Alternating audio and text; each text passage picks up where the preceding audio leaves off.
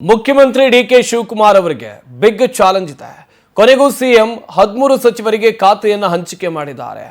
ಆದರೆ ಹಣಕಾಸು ಖಾತೆಯನ್ನ ತಮ್ಮ ಬಳಿಯೇ ಉಳಿಸಿಕೊಂಡಿದ್ದಾರೆ. ಕೊನೆಗೂ 13 ಸಚಿವರಿಗೆ ಖಾತೆಯನ್ನ ಸಿಎಂ ಡಿಕೆ ಶಿವಕುಮಾರ್ ಅವರು ಹಂಚಿಕೆ ಮಾಡಿದ್ದಾರೆ. ಹಣಕಾಸು ಖಾತೆಯನ್ನ ತಮ್ಮ ಬಳಿಯೇ ಡಿಕೆ ಶಿವಕುಮಾರ್ ಅವರು ಉಳಿಸಿಕೊಂಡಿದ್ದಾರೆ. ಹಾಗೆಯೇ ಡಿಕೆಶಿ ಸಿಎಂ ಹಣಕಾಸು ಇಲಾಖೆ, ಡಿಪಿಎಆರ್ ಮತ್ತು ಇತರ ಖಾತೆ ಅವರ ಬಳಿಯೇ ಇದೆ. ಇತ್ತ ಡಿಸಿಎಂ ಆಗಿ ಡಾಕ್ಟರ್ ಜಿ ಪರಮೇಶ್ವರ್, ಜೊತೆಗೆ ಕಂದಾಯ ಖಾತೆ ಜವಾಬ್ದಾರಿ ಅವರಿಗಿದೆ. ಕೆಜೆ ಜಾರ್ಜ್ಗೆ ಇಂಧನ ಖಾತೆ ಕಾಯಂ. ಇತ್ತ ಸತೀಶ್ ಜಾರಕಿಹೊಳಿಗೂ ಕೂಡ ಮತ್ತೆ ಲೋಕೋಪಯೋಗಿ. ಕೆಎಚ್ ಮುನಿಯಪ್ಪಗೆ ಆಹಾರ ಮತ್ತು ನಾಗರಿಕ ಸರಬರಾಜು ಇಲಾಖೆ. ಯತೀಂದ್ರ ಸಿದ್ದರಾಮಯ್ಯ ಮೊದಲ ಬಾರಿ ಸಚಿವರಾಗಿರೋದು, ಅವರಿಗೆ ನಗರಾಭಿವೃದ್ಧಿ ಖಾತೆಯನ್ನು ಕೊಡಲಾಗಿದೆ. ಪ್ರಿಯಾಂಕ್ ಖರ್ಗೆ ಇವರಿಗೆ ಗೃಹ ಖಾತೆ, ಜೊತೆಗೆ ಐಟಿ ಬಿಟಿ.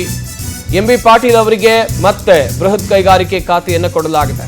ಕೃಷ್ಣ ಬೈರೇಗೌಡ ಅವರಿಗೆ ಬೆಂಗಳೂರು ನಗರಾಭಿವೃದ್ಧಿ ಖಾತೆಯನ್ನು ಕೊಡಲಾಗಿದೆ.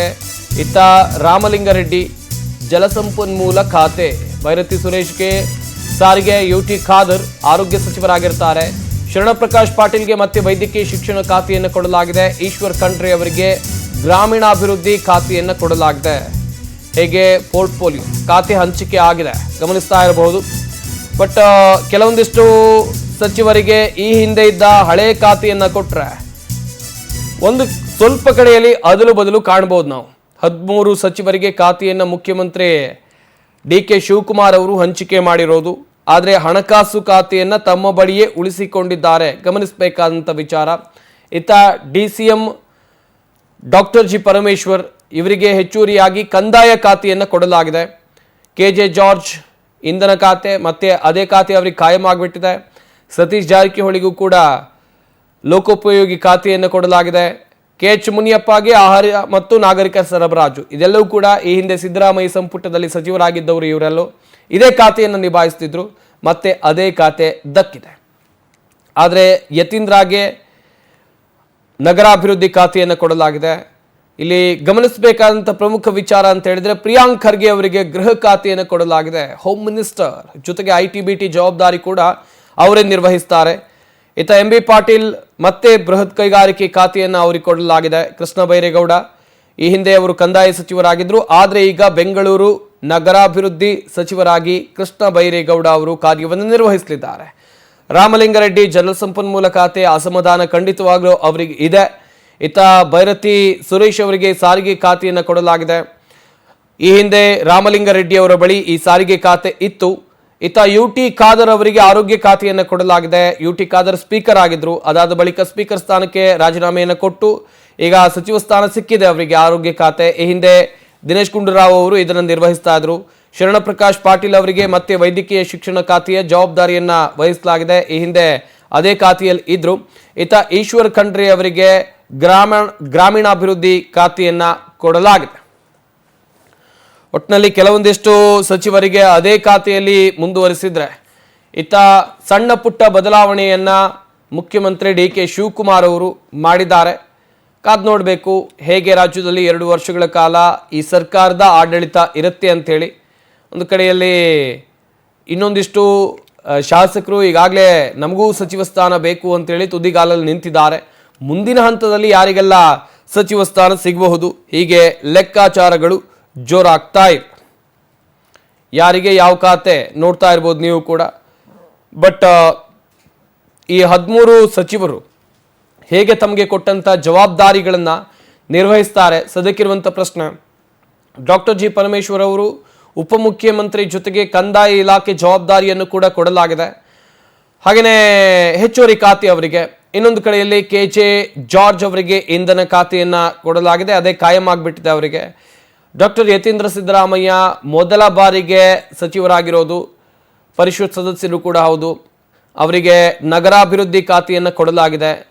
ನಗರಾಭಿವೃದ್ಧಿ ಖಾತೆಯನ್ನು ಯತೀಂದ್ರ ಹೇಗೆ ನಿರ್ವಹಿಸ್ತಾರೆ, ಈ ಹಿಂದೆ ಏನು ಭೈರತಿ ಸುರೇಶ್ ಅವರ ಬಳಿ ಇದ್ದ ಖಾತೆ ಅದು. ಇತ್ತ ಬೆಂಗಳೂರು ನಗರಾಭಿವೃದ್ಧಿ ಕೃಷ್ಣ ಬೈರೇಗೌಡ ಅವರು ಅದಕ್ಕೆ ಸಚಿವರಾಗಿರ್ತಾರೆ. ಎಂಬಿ ಪಾಟೀಲ್ ಬೃಹತ್ ಕೈಗಾರಿಕೆ. ಹೀಗೆ ನೋಡ್ತಾ ಇರ್ಬೋದು ನೀವು ಕೂಡ ಯಾರ್ಯಾರಿಗೆ ಯಾವ ಖಾತೆಯನ್ನು ಕೊಡಲಾಗಿದೆ ಅಂಥೇಳಿ. ಹಾಗೆಯೇ ಇಲ್ಲೂ ಕೂಡ ಒಂದಷ್ಟು ಗೊಂದಲಗಳು ಕಂಡು ಬರ್ತಾ ಇದೆ. ಎಸ್, ಈ ಬಗ್ಗೆ ಇನ್ನಷ್ಟು ಮಾಹಿತಿಯನ್ನು ಕೊಡ್ತಾರೆ ನಮ್ಮ ಪ್ರತಿನಿಧಿ ಶಶಿಧರ್. ನ್ಯೂಸ್ ಡೆಸ್ಕ್ನಿಂದ ನೇರ ಸಂಪರ್ಕದಲ್ಲಿ ಜಾಯ್ನ್ ಆಗ್ತಾ ಇದ್ದಾರೆ. ಶಶಿಧರ್, 13 ಸಚಿವರಿಗೆ ಖಾತೆಗಳ ಹಂಚಿಕೆ ಆಗಿದೆ, ಬಟ್ ಅಸಮಾಧಾನ ಅಂತೂ ಕೆಲವು ಕಡೆಯಿಂದ ಕಂಡು ಬರ್ತಾ ಇದೆ. ಆದರೆ ಈಗ ಹಂಚಿಕೆ ಆಗಿರುವಂಥ ಖಾತೆಯನ್ನ ಇವರೆಲ್ಲ ಹೇಗೆ ನಿಭಾಯಿಸಬಹುದು ಮತ್ತು ನಿರ್ವಹಿಸಬಹುದು? ಸಂಪತ್ತು ಯಾವುದೇ ಪಕ್ಷ ಅಧಿಕಾರಕ್ಕೆ ಬಂದರೂ ಕೂಡ ಆ ಅಧಿಕಾರಕ್ಕಾಗಿ ಒಂದಷ್ಟು ಲಾಬಿಯನ್ನು ನಡೆಸೋದು, ಒಂದು ಕಡೆ ಅಧಿಕಾರ ಸಿಕ್ಕಿಲ್ಲ ಅಂತಂದ್ರೆ ಅಸಮಾಧಾನ ಸ್ಫೋಟ ಆಗೋದು, ಅದೆಲ್ಲವೂ ಕೂಡ ಸಹಜ. ಒಂದು ವೇಳೆ ಅಧಿಕಾರ ಸಿಕ್ಕಿದ್ರು ಕೂಡ ನಮ್ಗೆ ಈ ಖಾತೆ ಬೇಡ, ನಮ್ಗೆ ಬೇರೆ ಖಾತೆ ಬೇಕು ಅಂತ ಹೇಳ್ಬಿಟ್ಟು ಒಂದಷ್ಟು ಜನ ಪಟ್ಟಿಡುವಂಥದ್ದು ಕೂಡ ಸಹಜ. ಸದ್ಯಕ್ಕೆ ಏನು ರಾಜ್ಯದಲ್ಲಿ 32 ಸಚಿವರನ್ನ ಮಾಡುವಂತ ಅಧಿಕಾರ ಮುಖ್ಯಮಂತ್ರಿಗೆ ಇರುತ್ತೆ. ಆದ್ರೆ ಸದ್ಯಕ್ಕೆ ಒಂದಷ್ಟು ಹೈಕಮಾಂಡ್ ತೆಗೆದುಕೊಳ್ಳುವಂತ ತೀರ್ಮಾನ ಮತ್ತೆ ಈ ಹಿರಿಯತನವನ್ನು ನೋಡಿ ಸದ್ಯಕ್ಕೆ 14 ಜನ ಸದ್ಯಕ್ಕೆ ಸಚಿವರಾಗಿದ್ದಾರೆ. ಡಿ.ಕೆ. ಶಿವಕುಮಾರ್ ಅವರು ಮುಖ್ಯಮಂತ್ರಿ ಆಗಿದ್ದಾರೆ. ಪರಮೇಶ್ವರು ಡಿ.ಸಿ.ಎಂ ಆಗಿದ್ದಾರೆ. ಇನ್ನು ಉಳಿದಂತಹ 12 ಜನ ಪ್ರಭಾವಿ ಖಾತೆಗಳನ್ನ ಸದ್ಯಕ್ಕೆ ಪಡೆದುಕೊಂಡಿದ್ದಾರೆ. ಮುಖ್ಯಮಂತ್ರಿ ಆದಂತವರು ಪ್ರತಿಯೊಬ್ಬರು ಕೂಡ ಮೊದಲನೇದಾಗಿ ಹಣಕಾಸು ಇಲಾಖೆ, ವಾರ್ತಾ ಮತ್ತು ಸಾರ್ವಜನಿಕ ಇಲಾಖೆ, ಅದ್ರ ಜೊತೆ ಆಡಳಿತ ಸುಧಾರಣಾ ಇಲಾಖೆ, ಅದ್ರ ಜೊತೆ ಏನು ಇಂಟೆಲಿಜೆನ್ಸ್, ಈ ಒಂದು ಗುಪ್ತಚರ ಇಲಾಖೆ, ಈ 4 ಪ್ರತಿಯೊಬ್ಬರು ಕೂಡ ಮುಖ್ಯಮಂತ್ರಿಗಳು ಅವ್ರ ಬಳಿ ಎತ್ಕೊಳ್ತಾರೆ. ಯಾಕಂತಂದ್ರೆ ವರ್ಗಾವಣೆ ಮಾಡಬೇಕಾದ್ರೆ ಆಡಳಿತ ಸುಧಾರಣೆ ಇಲಾಖೆ ಬೇಕಾಗುತ್ತೆ. ಮುಖ್ಯಮಂತ್ರಿ ಗಮನಕ್ಕೆ ಬಾರದೆ ಯಾರಂದ್ರೆ ಅವ್ರನ್ನ ಎಲ್ಲಂದ್ರೆ ಅಲ್ಲಿ ವರ್ಗಾವಣೆ ಮಾಡೋದು ಬೇಡ ಅಂತ ಹೇಳ್ಬಿಟ್ಟು ಆಡಳಿತ ಸುಗಮವಾಗಿರ್ಲಿ, ಮತ್ತೆ ಮುಖ್ಯಮಂತ್ರಿಗಳ ಕಾರ್ಯವೈಖರಿ ಎಲ್ಲೆಲ್ಲಿರುತ್ತೆ ಅಂತ ಹೇಳ್ಬಿಟ್ಟು ಪ್ರತಿಯೊಬ್ಬ ಅಧಿಕಾರಿಗಳು ಕೂಡ ಸರ್ಕಾರಕ್ಕೆ ಗೊತ್ತಾಗಬೇಕು. ಇದೇ ಕಾರಣಕ್ಕಾಗಿ ಆಡಳಿತ ಸುಧಾರಣಾ ಇಲಾಖೆಯನ್ನ ಮುಖ್ಯಮಂತ್ರಿಗಳೇ ಇಟ್ಕೊಳ್ತಾರೆ. ಅದ್ರ ಜೊತೆ ಹಣಕಾಸು ಯಾಕೆ ಬಹಳ ಮುಖ್ಯ ಅಂತಂದ್ರೆ ಬಜೆಟ್ ಮಂಡನೆ ಮಾಡಬೇಕಾದ್ರೆ, ವಿರೋಧ ಪಕ್ಷದ ಶಾಸಕರಿಗೆ ಅನುದಾನವನ್ನು ಹಂಚಿಕೆ ಮಾಡಬೇಕಾದ್ರೆ, ಬೇರೆ ಬೇರೆ ಬಜೆಟ್ಗೆ ಸಂಬಂಧಪಟ್ಟಂತೆ ಕೆಲವೊಂದಷ್ಟು ಯೋಜನೆಗಳಿಗೆ ಮತ್ತೆ ಶಾಸಕರ ಅನುದಾನವನ್ನ ಹಂಚಿಕೆಯನ್ನ ಮಾಡಬೇಕಾದ್ರೆ ಪ್ರತಿಯೊಬ್ಬ ಶಾಸಕರ ಜೊತೆನೂ ಕೂಡ ಸಂಬಂಧಪಟ್ಟಂತ ಅಧಿಕಾರಿಗಳ ಜೊತೆ ಚರ್ಚೆಯನ್ನ ಮಾಡಿ ಯಾವುದಕ್ಕೆ ಎಷ್ಟು ಅನುದಾನವನ್ನ ಕೊಡಬೇಕು ಅಷ್ಟನ್ನೇ ಅಗತ್ಯಕ್ಕೆ ತಕ್ಕಂತೆ ಕೊಡಬೇಕಾದಂತ ಜವಾಬ್ದಾರಿ ಮುಖ್ಯಮಂತ್ರಿಗಳಿಗೆ ಇರುತ್ತೆ. ಇದೇ ಕಾರಣಕ್ಕಾಗಿ ಹಣಕಾಸು ಖಾತೆಯನ್ನ ಅವ್ರ ಬಳಿಗೆ ಇಟ್ಕೊಳ್ತಾರೆ. ಮತ್ತೆ ಇನ್ನೊಂದು ಪ್ರಮುಖವಾದಂತದ್ದು ಏನಂತಂದ್ರೆ ಏನು ಇಂಟೆಲಿಜೆನ್ಸ್ ಯಾಕೆ ಇಟ್ಕೊಳ್ತಾರೆ ಅಂತಂದ್ರೆ ಕೆಲವೊಂದಷ್ಟು ಜನ ವಿರೋಧ ಚಟುವಟಿಕೆಗಳನ್ನು ಮಾಡ್ತಿರ್ತಾರೆ, ಒಂದಷ್ಟು ಜನ ಆಡಳಿತ ಪಕ್ಷದಲ್ಲಿ ಎತ್ಕೊಂಡು ಆ ಸರ್ಕಾರದ ವಿರುದ್ಧ ಒಂದಷ್ಟು ಷಡ್ಯಂತ್ರವನ್ನು ಮಾಡುವಂತ ಪ್ರಯತ್ನಗಳು ಇರುತ್ತೆ, ಒಂದಷ್ಟು ಏಕಾಏಕಿಯಾಗಿ ಹೋರಾಟಗಳು ಮಾಡ್ತಾ ಇರುತ್ತೆ. ಪ್ರತಿಯೊಂದು ಮಾಹಿತಿನೂ ಕೂಡ ಪಾಸಿಟಿವ್ ಆರ್ ನೆಗೆಟಿವ್ ಎರಡೂ ಕೂಡ ಮುಖ್ಯಮಂತ್ರಿಗೆ ಪ್ರತಿಯೊಂದು ಕೂಡ ಗೊತ್ತಿರಬೇಕು. ಈ ಕಾರಣದಿಂದಾಗಿ ಇಂಟೆಲಿಜೆನ್ಸ್ ಅನ್ನ ಮುಖ್ಯಮಂತ್ರಿಗೆ ಇಟ್ಕೊಳ್ತಾರೆ. ಇನ್ನೊಂದು ಪ್ರಮುಖವಾಗಿ ವಾರ್ತಾ ಮತ್ತು ಸಾರ್ವಜನಿಕ ಸಂಪರ್ಕ ಇಲಾಖೆ, ಇದು ಯಾಕೆ ಬಹಳ ಮುಖ್ಯ ಮುಖ್ಯಮಂತ್ರಿಗೆ ಅಂತಂದ್ರೆ ಪ್ರತಿಯೊಂದು ಆಡಳಿತ ವೈಖರಿ ಆಗಿರ್ಬೋದು, ಅವರ ಪ್ರತಿನಿತ್ಯದ ದಿನಚರಿ ಆಗಿರ್ಬೋದು, ಮತ್ತೆ ಏನು ಕಾರ್ಯಕ್ರಮ ಇದೆ, ನಾಳೆ ಏನು, ಇವತ್ತು ಏನೆಲ್ಲ ಮಾಡಿದ್ರು, ಮತ್ತೆ ಯಾವುದಕ್ಕೆ ಅನುದಾನವನ್ನ ಬಿಡುಗಡೆ ಮಾಡಬೇಕು, ಯಾವುದಕ್ಕೆ ಜಾಹೀರಾತನ್ನ ಕೊಡಬೇಕು ಅನ್ನೋದನ್ನ ನಿರ್ಧಾರ ಮಾಡುವಂತ ಅಧಿಕಾರ ಕೂಡ ಬಹಳ ಮುಖ್ಯವಾಗಿರುತ್ತೆ. ಇದೇ ಕಾರಣಕ್ಕಾಗಿ ಮುಖ್ಯಮಂತ್ರಿಗಳು ಯಾರೇ ಆದ್ರೂ ಕೂಡ 4 ಖಾತೆಗಳನ್ನ ಅವ್ರ ಹತ್ರ ಇಟ್ಕೊಳ್ತಾರೆ.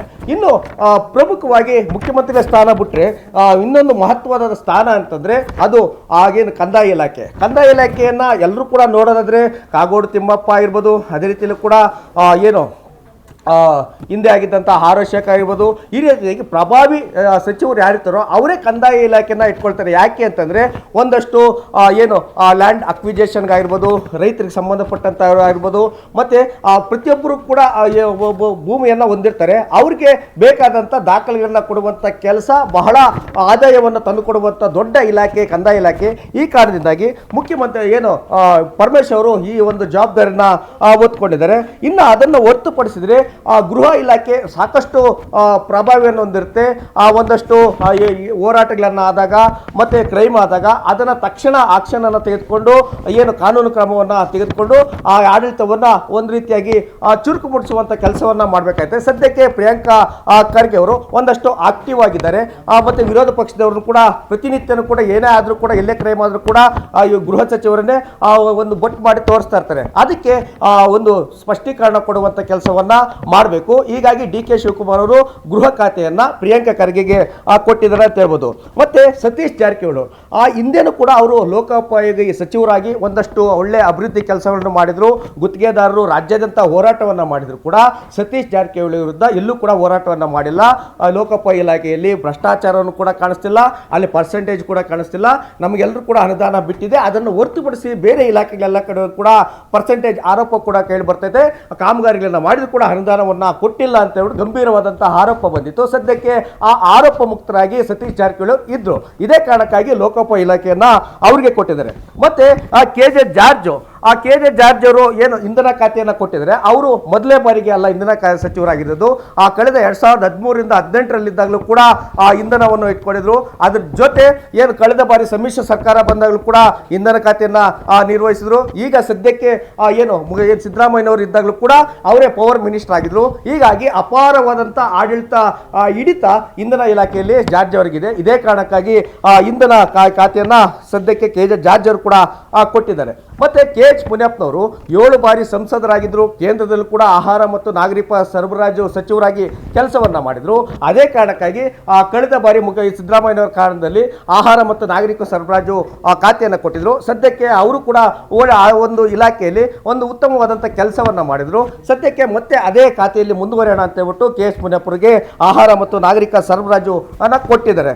ಮತ್ತೆ ಯತೀಂದ್ರ ಸಿದ್ದರಾಮಯ್ಯ ಅವರು ರಾಜಕೀಯಕ್ಕೆ ಹೊಸಬರಾಗಿದ್ರು ಕೂಡ ಅವರ ಮೂಲ ವೃತ್ತಿ ವೈದ್ಯರಾಗಿದ್ರು. ಆದರೆ ಅವರಿಗೆ ವೈದ್ಯಕೀಯ ಶಿಕ್ಷಣ ಇಲ್ಲ ಅಂತಂದ್ರೆ ಅವರಿಗೆ ಆರೋಗ್ಯ ಖಾತೆ ಕೊಡೋಣ ಅಂತ ಹೇಳ್ಬಿಟ್ಟು ಹೈಕಮಾಂಡ್ ನಿರ್ಧಾರ ಮಾಡಿದ್ದು. ಇಲ್ಲ, ನನಗೆ ಯಾವುದೇ ಕಾರಣಕ್ಕೂ ಕೂಡ ಆ ಒಂದು ಖಾತೆ ಬೇಡ, ಅದನ್ನು ಹೊರತುಪಡಿಸಿ ಯಾವುದಾದ್ರೂ ಕೊಡಿ, ನಾನು ನಿಭಾಯಿಸ್ತೇನೆ, ಎಲ್ಲದೂ ಕೂಡ ನಾನು ಕೇಪಬಿಲಿಟಿ ಇದೀನಿ ಅಂತ ಯತೀಂದ್ರ ಅವರು ಡಿಮ್ಯಾಂಡ್ ಮಾಡಿದ್ರು.